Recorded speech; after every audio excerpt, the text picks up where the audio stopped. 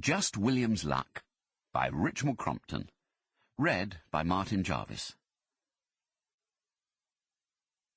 William Brown stood in the old barn, brandishing a bread knife. Henry, one of his boon companions, sat on an upturned packing case.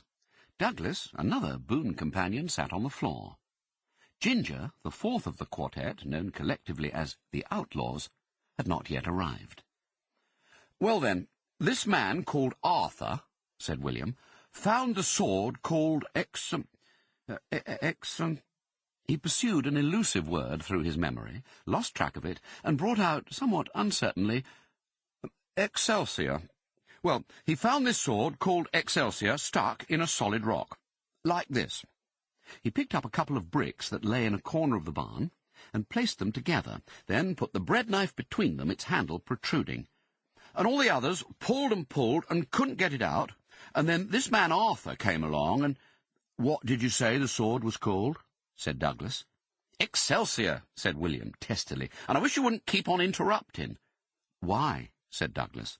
"Why what?" said William. "Why was it called Excelsior?" "Well, why shouldn't it be?" "Why should it be called anything?" "Well, it was," said William. "You're called something, aren't you?" "Well, yes, but I'm a boy, not a sword. Boys are called things." "I thought Excelsior was the name of the man in poetry that carried a strange device over a raging torment," said Henry.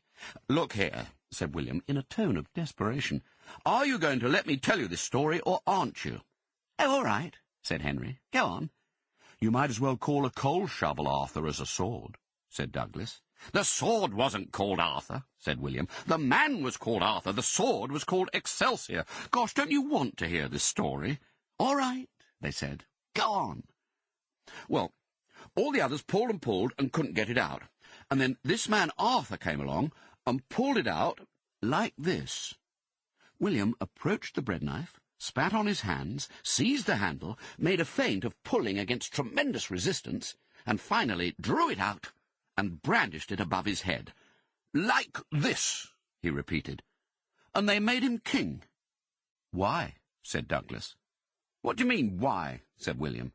"Why did they make this Excelsior man king?" "It was Arthur they made king, you fathead. They made him king because he pulled this Excelsior thing out. And then he started knights." "What do you mean, started knights?" said Douglas. "There've been nights and days ever since the world began." "Don't be a chump," said William. "I mean knight, spelt with a G, gnite, same as gnat and gnaw.